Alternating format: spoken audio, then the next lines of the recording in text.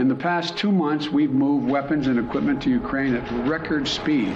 Drones, grenade launchers, machine guns. We're seeing this incredible, historic flow of weapons coming into Ukraine. Do we have any sense as to where they're going? We don't know. There is really no information as to where they're going at all. You know, all this stuff goes to the border, and then kind of like something happens, it kind of like 30% maybe reaches its final destination. 30%? Are you concerned about weapons getting in the wrong hands? I don't care at all whether that happens. What sort of a unit do you command? Can't say. Okay. You know, there are like power lords, oligarchs, political players. One of the biggest targets are convoys like this transporting weapons.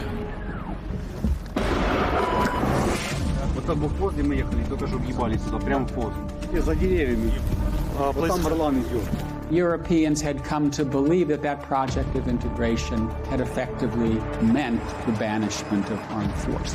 All of a sudden, not far from the borders of the EU, was the most significant war since World War II.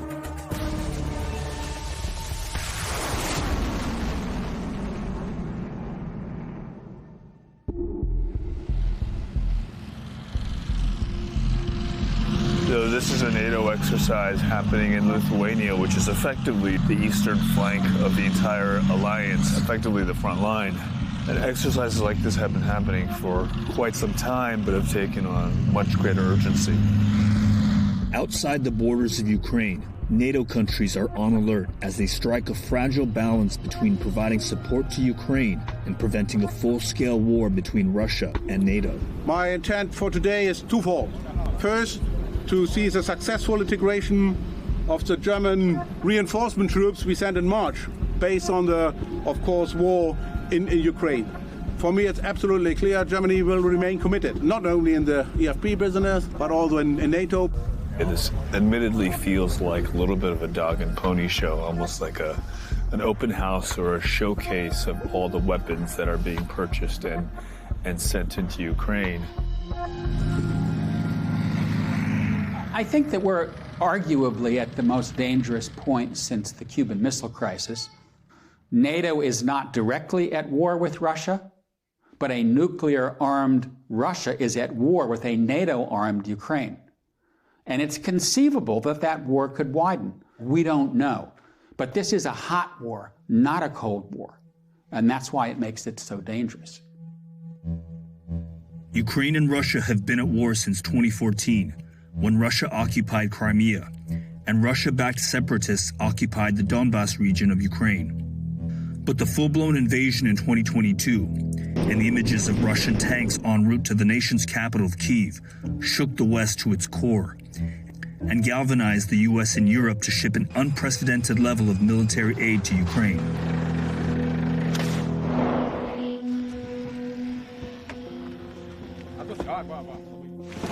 Yeah.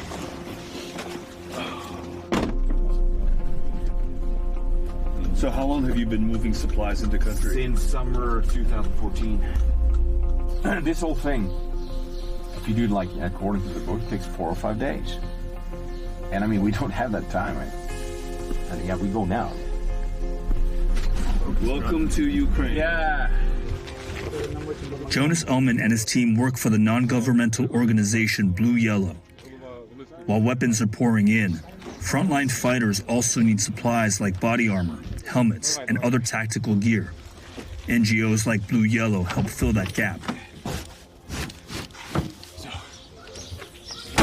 We're just a few feet from the border. As soon as we came into the country, the convoy is starting a series of drop-offs. This moment, there's a huge lack of body armor. We're handing out like maybe 20, 30, 50. They will just distribute it in their networks. Different units. Yeah. Frontline soldiers don't have body armor? Yeah. Sure. For a country trying to defend itself against a much better funded and equipped aggressor, crews like Jonas's have become vital to navigating the tangle of supply lines to reach the patchwork of what are sometimes improvised military units. You as an NGO, you have to toe the line very carefully. You can only move non-lethal aid. Yes. We are cooperating with units who rely to some extent on official support, and they get weapons, etc. But they also rely on us for other things: cars, drones, optics, etc., etc. The Russians in some ways see this as a war with the West. Ukraine is a proxy for the West, but at the same time, the Russians have been as careful as NATO in not widening the war. They have not chosen to strike against arms depots in Poland, through which arms are flowing into Ukraine. And that is not surprising in the nuclear era, because everybody knows that if you have a military conflict between two sides, both of which have nuclear weapons, you never know where the war is going to go. Jonas, can you help us with 10 night vision devices for a frontline combat unit defending Kharkiv? Go there and see what we can do. One of the many challenges to getting logistics to the front line are the many roadblocks, damaged bridges, collapsed bridges, and having to go off-road and sort of improvise your way through the country.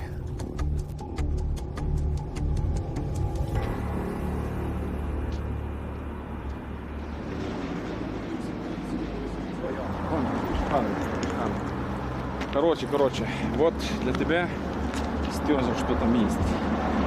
This woman, who asked that her name be withheld, is part of a network of civilian volunteers who are aiding in the war effort and act as links between groups like Jonas's and local soldiers. Коллиматоры есть. Да, коллиматоры давай. А планок Пикатини нету? Ну давай коллиматоры пусть ищут планки, потому что просят для ближнего боя. How critical are these supplies? Від цієї допомоги залежить життя наших бійців, тому що вони, коли працюють тепловізором, вони вночі бачать цілі, вони бачать супротивника. Коли працюють квадрокоптери, вони бачать місце розташування противника, вони бачать, скільки зброї, яка зброя готується до наступу. Тому це, від цього залежить життя. In addition to go-betweens, Jonas also delivers directly to armed units requesting supplemental aid. We've just been escorted to a compound, a private compound, and Jonas and his team were delivering some aid to this unit.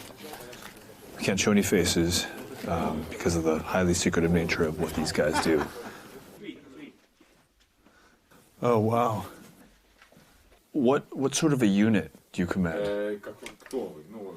Can't say. Okay. Can you walk me through some of what you have here?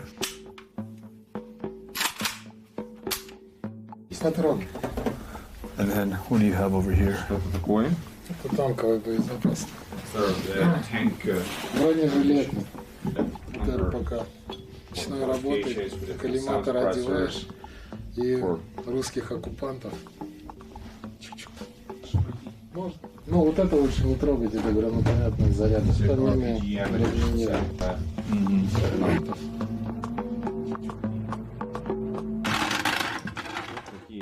You're having to rely on groups like Jonas's to get some of the non-lethal aid?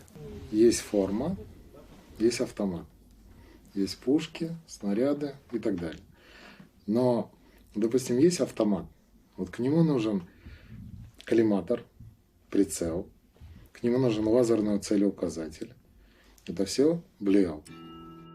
In a war where essentially all able-bodied Ukrainian men under 60 join the fight, weapons and supplies are making their way to almost anyone willing and able to use them. This is a war that has tapped into a lot of emotions. And that's why you have Americans, Europeans, others who are joining the fight. Many of them are ex-military. And so you have to show a certain amount of respect for those people who are volunteering, they're putting their lives at risk to help Ukraine defend its own freedom and sovereignty. Is there a downside to this? Yes, because once you get these paramilitary units, it's a more dangerous world where governments don't have control of what's happening on the battlefield.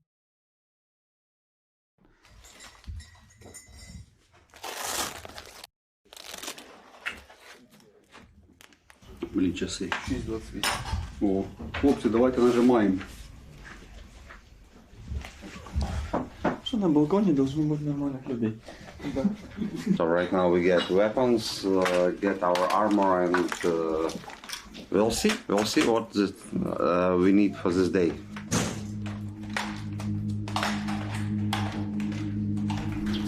This commander, known as the Greek, and his unit of former civilian and paramilitary fighters will escort Jonas and his crew to the front line.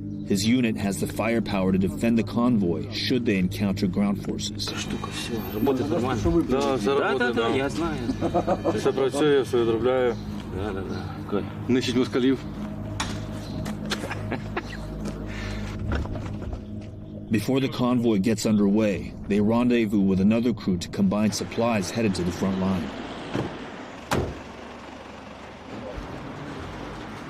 As we follow supply lines, both non-lethal aid and lethal aid, they kind of converge here very, very close to the front.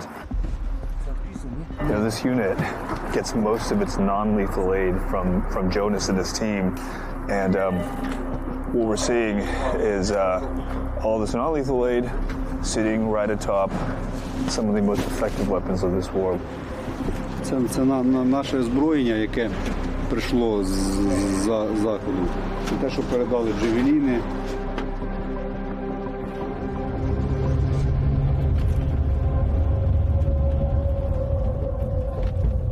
The commander of this unit told us that if they stand still for 5 minutes, even less, they will start to come under fire. They've got to keep moving at all times, and one of the biggest targets are convoys like this transporting weapons. Yo, straight ahead. What did you say? I said straight ahead. Це на англійському, що я в Америку з тобою їду. Свободно. These are our checkpoints now, like every half kilometer to a kilometer.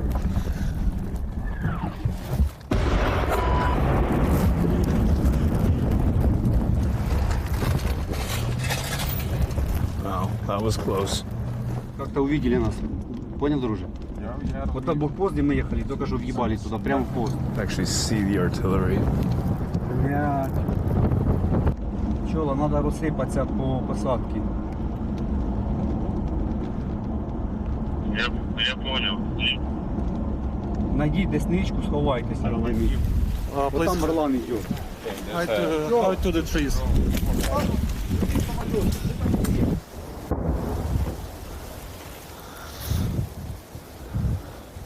Hearing a lot of incoming and outgoing shelling. Drones overhead. This isn't much cover, but it's kind of all we got here. Тільки що ми їхали, в небі був Орлан. Вони побачили точку, де ми знаходимося, побачили перехрестя, де зупиняються. І туди відпрацювали артилерію. Слава Богу, що не попали. Ми проїхали далі, остальна наша група поїхала вперед, і там їх теж обстріляли. Вони вернулись назад, їх опять обстріляли, вони пробили колесо. Зараз він висить, ми його зараз не бачимо. Шум, його не чути. Нам треба такі прибори, які показують, де летить БПЛА. Unable to move any further and out of sight of Russian drones, both the Greek and Jonas pull back without delivering their supplies. We had been traveling in a convoy of 4 earlier when we encountered the shelling. We have to assume that the Russian drones had eyes on all 4. So we're not traveling in 4s anymore until we are well out of range. The derailing of this supply run is one of the many ways desperately needed aid doesn't always make it to the soldiers who need it.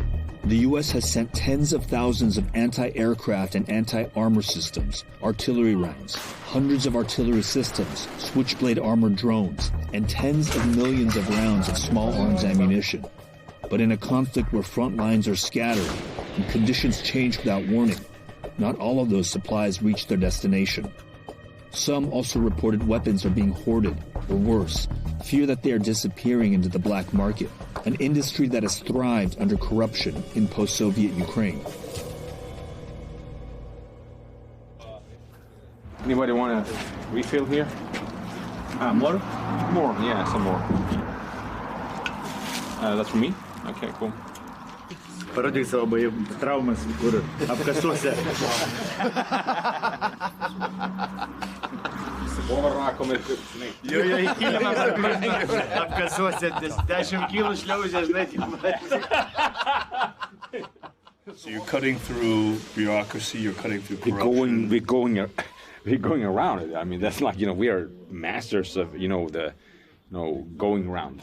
And what is the corruption? Is it like playing favorites? Is it? There are like power lords, oligarchs, political players. The system itself is just we are the armed forces of Ukraine. So if the security forces want to, the Americans gave to us, so you've got to figure it out. And it's like, it's kind of like power games all day long, basically. Yeah. And so eventually people, they need the stuff or they are being used, so they go to us. We're going to see one of the elite drone teams in Ukraine. And they requested something from you? They requested a drone to the fair amount of $200,000, and we bought it for them. And there it is. I see it. Nice, that's great. Mission successfully uploaded. Modern drones have proven to be the most successful tool in breaking frontline stalemates. We have to adapt to that wind. Yes, to it. A former German soldier who asked to stay anonymous is instructing the unit. How transformational have drones been for Ukraine? Already it was clear in 2015 that it's going to be drone war. Meaning not like the Reaper level, drone war, drones, yeah. But tactical drones for all kinds of purposes. I think I lost count how many drones we were putting here. Yeah. Anti-drone kit. Taking down drones very, very far away. So you use it as a defense against drones. That's a serious looking jammer.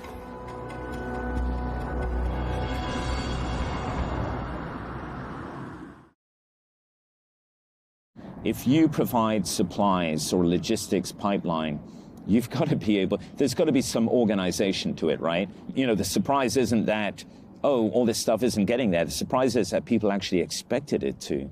We're here in the evacuation. Andy Milburn is a U.S. Marine veteran. Unsatisfied with what he felt was a too hands-off approach from the U.S., he made his way to Kyiv after the invasion to train frontline soldiers. I can tell you, unarguably, that on the frontline units, these things are not getting there, all right? Drones, switchblades, IFACs, they're not, all right? Body armor, helmets, you name it. Is it safe to characterize this as a little bit of a black hole?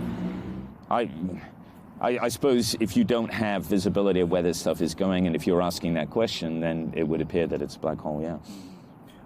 Are you concerned about weapons getting into the wrong hands?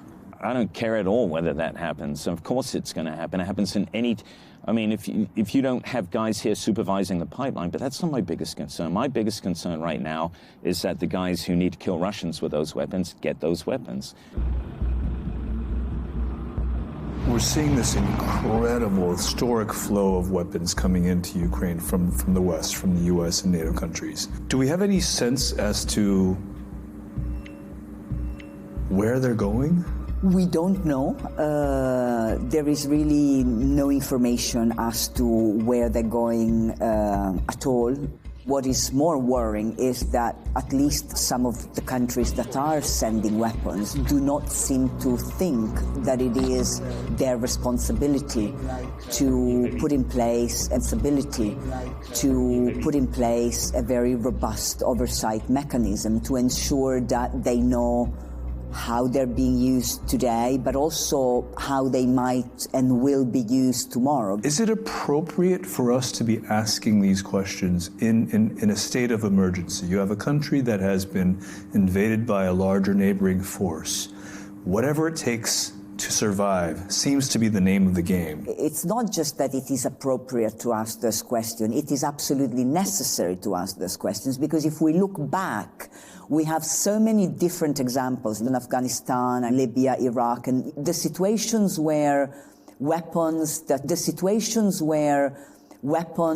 are meant for one purpose at a particular time end up going elsewhere, being used for other purposes. When ISIS took over Mosul in 2014, they came into possession of large amounts of new sophisticated weapons that US forces had left for the Iraqi forces. But, Iraqi forces lost control of the city, ran away, and all that fell into the hands of ISIS.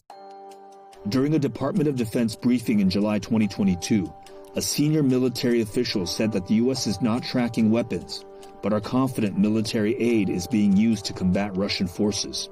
And on July 19th, it was reported that Ukraine created a temporary special commission to track the flow of weapons into the country.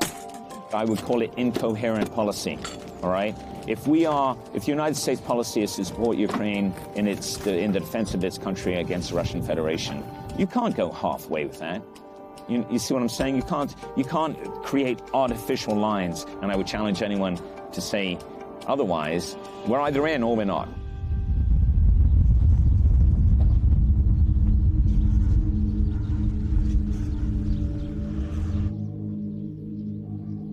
We're now in the heart of the Donbass region, which is the most heavily contested part of Ukraine. And following the convoy here is particularly unnerving because they've been asking for anti-drone equipment, which tells you that there are drones in the sky. Clearly within artillery range as well. So we probably shouldn't stay here for any longer than we need to.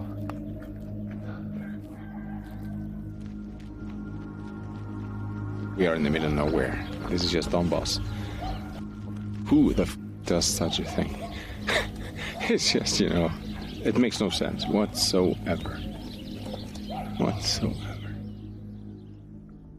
One of the big questions moving forward is, will there be a long... One of the big questions moving forward is, will there be a long-running Ukrainian insurgency in areas held by the Russians? And I think the answer to that is probably yes. But it depends what territories the Russians hold, how many of the Ukrainians that are in those territories stay, what territories the Russians hold, how many of the Ukrainians that are in those territories stay, but you could still see partisans, Ukrainian units of one sort or another infiltrating across the border into Russia-occupied territories to make any continuing Russian occupation costly and bloody. As we fuel Ukraine with so much of this, isn't there a danger that we're just creating the next insurgency, the next failed state? That's one of the reasons we have to win the war. I mean, if we lose the war, if we have this kind of gray zone, semi-failed state scenario or something like that, that's why we got to win. If you do this, you funnel lots of lethal resource into place and you lose. Then you will have to face the consequences.